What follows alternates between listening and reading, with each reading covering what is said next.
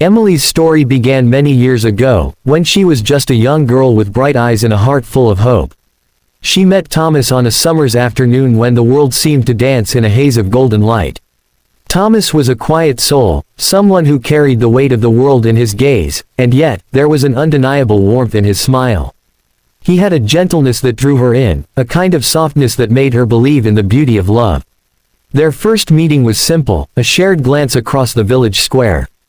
Emily, holding a basket of freshly picked flowers, had seen him standing by the fountain, his gaze fixed on the flowing water as if lost in some distant thought.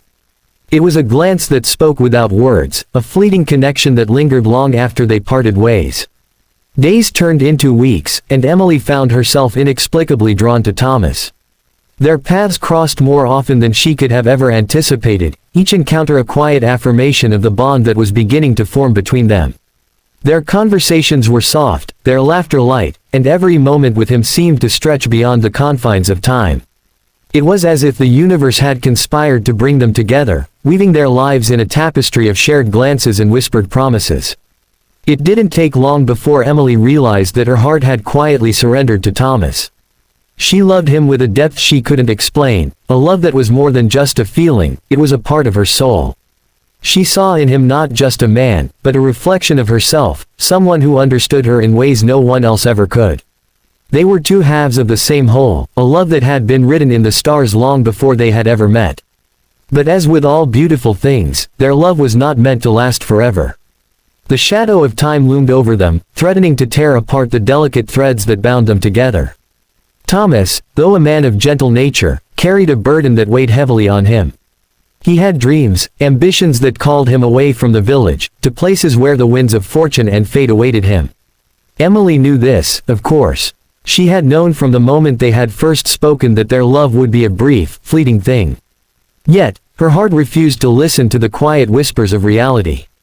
She wanted him with her, always, even if it meant letting go of her own hopes and dreams. The day came when Thomas had to leave. His eyes were filled with sorrow as he took her hands in his voice barely a whisper as he spoke the words that would forever mark her heart. "I must go, Emily. You understand, don't you?" She nodded, her throat tight with unshed tears.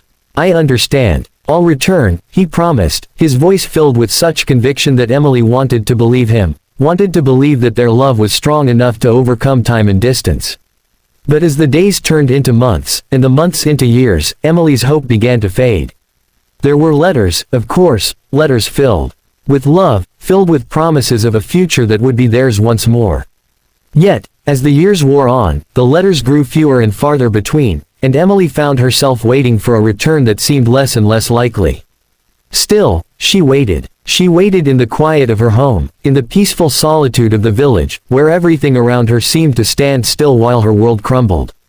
She waited for him, for a love that had once burned so brightly, but now only flickered in the darkness of her heart.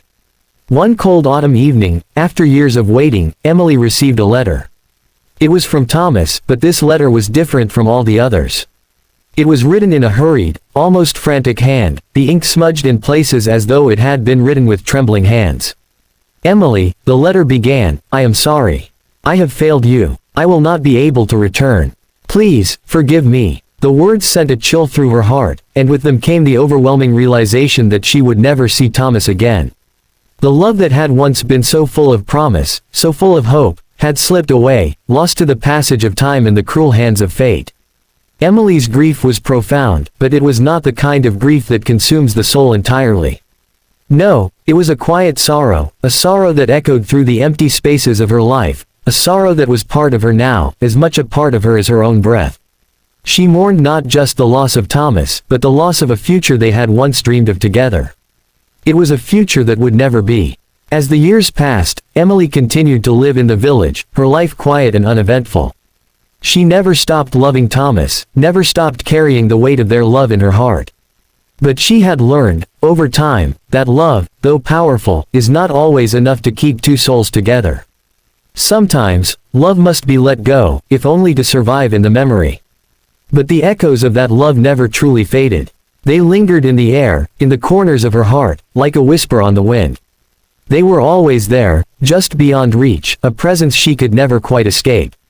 One winter evening, as snow fell gently outside her window, Emily sat by the fire, her hands folded in her lap. She had grown older, her hair now touched with silver, her face marked by the passage of time. Yet, there was something about her that remained the same, the way she looked at the world with quiet wonder, the way she still believed in the power of love, even after all these years.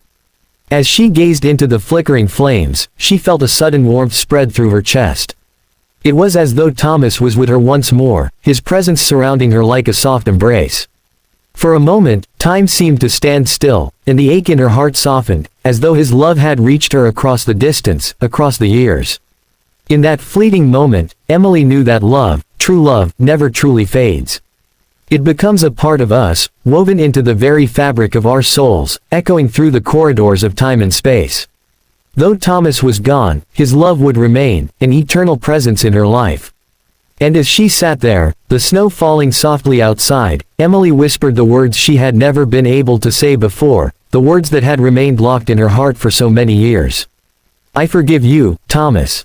And I will always love you." The fire crackled softly, and the wind howled outside, but in that quiet room, Emily found peace. She had let go of the pain, the sorrow, and the longing. She had embraced the love that would never leave her, the love that transcended time and sorrow. And in that embrace, she found the strength to move forward, to live the rest of her life with the quiet knowledge that some loves, no matter how fleeting, never truly end. For in the end, love is not just a moment in time. It is a reflection of the heart, an echo that reverberates forever, even in the darkest of places. And as the years passed, Emily carried that love with her, a love that would transcend time and sorrow, a love that would echo through forever.